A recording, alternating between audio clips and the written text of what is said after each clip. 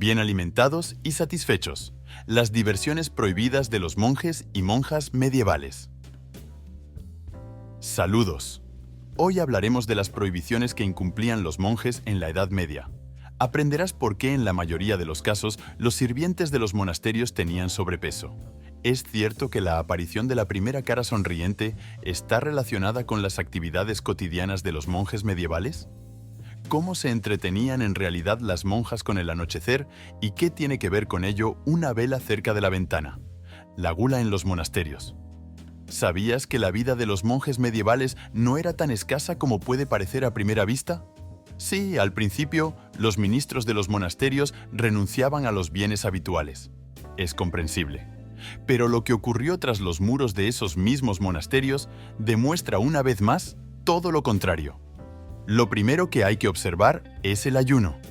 En la Edad Media se designaba según reglas estrictas. Si comparamos las particularidades del ayuno entonces y ahora, la diferencia es evidente. Pero en la Edad Media, de hecho, los monjes intentaban no limitarse en comida y bebida. Si alguna vez ha tenido la oportunidad de contemplar las imágenes de los monjes de la Edad Media, lo más probable es que haya prestado atención a un detalle. Se trata del físico de los siervos de Dios. La delgadez está fuera de toda duda, y todo por el hecho de que los monjes a menudo comían tanto que en pocos meses engordaban mucho. Para que lo entiendas, el ayuno medieval se limitaba a productos sencillos: un pequeño trozo de pan, verduras y fruta, así como un poco de proteínas para mantener la actividad vital normal del organismo. Pero los monjes tomaban un camino ligeramente distinto y se entregaban a la glotonería. Por ejemplo, la porción de consumo de pan aumentó tanto que llegó a ser 1,5 hogazas. Después, los monasterios se volvieron adictos al consumo de todo tipo de pasteles. En cuanto a la variedad de manjares, también se toleraba entre los monjes, sobre todo en días festivos y fechas especiales. Se trata de postres dulces, platos de carne e incluso marisco. Aunque originalmente la carne estaba prohibida y solo se servía en los casos en que los siervos de Dios empezaban a enfermar. En cuanto al consumo de bebidas alcohólicas, se ha desarrollado una situación inusual. Y no es de extrañar, porque fueron los monjes medievales los primeros en dominar la habilidad de elaborar cerveza. Desde entonces, esta ocupación se convirtió incluso en honorífica. Mientras tanto, la cerveza tenía un significado especial en el proceso de realización del servicio sagrado. También se consideraba un medio para calmar el hambre. Desgraciadamente, incluso en este caso, los monjes a menudo no conocían la medida y, por lo tanto, se emborrachaban hasta la saciedad. Por eso, entre el clero se hacían bromas sobre la embriaguez. Grandes escribas. Poca gente lo sabe, pero eran los monjes medievales quienes no solo copiaban manuscritos y libros, sino que también dibujaban imágenes en los márgenes de las hojas. Es a los clérigos a quienes se debe la aparición de la primera carita sonriente. Estas clases se impartían en el llamado scriptorium. Aquí se encontraba todo lo necesario para reescribir. Pero lo primero era lo primero. Así que, para cumplir con la norma necesaria, había que reescribir hasta 6 páginas diarias. Se trata de un trabajo duro, que requiere diligencia y una mayor concentración.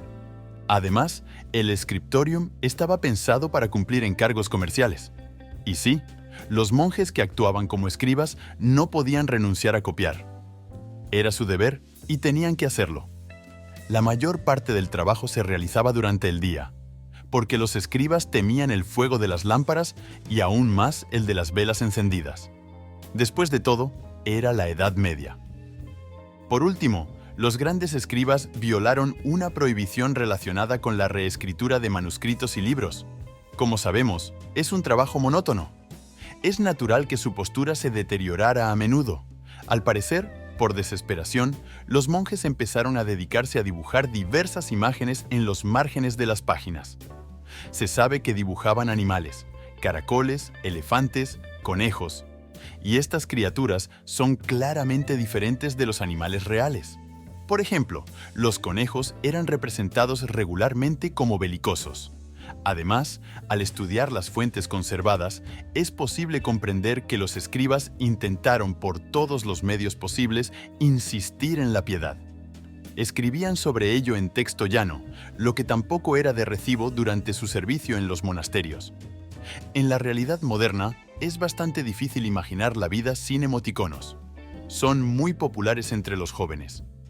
Puedes adivinar que las imágenes gráficas que denotan una variedad de emociones se utilizan en las redes sociales y en la correspondencia. Ahora, prepárese para conocer un hecho realmente asombroso. Resulta que fueron los monjes medievales quienes inventaron el primer emoticono del mundo.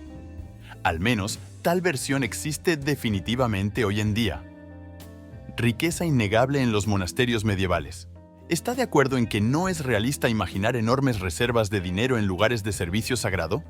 Sin embargo, los monasterios medievales no se consideraban instituciones pobres. Y he aquí por qué.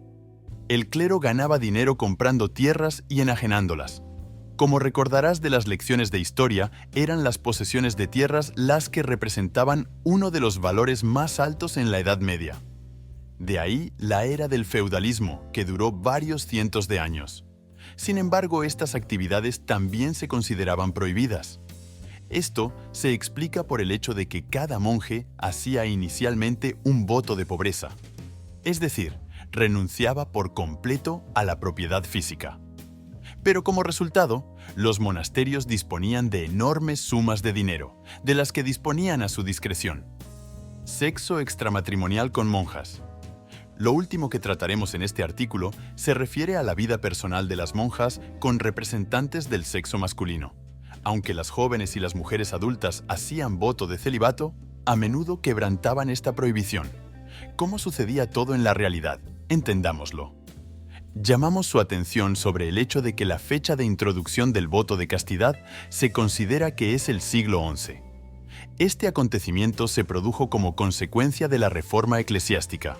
Luego, en la segunda mitad del siglo XII, se promulgó una ley que castigaba a los que apoyaban y practicaban las relaciones homosexuales.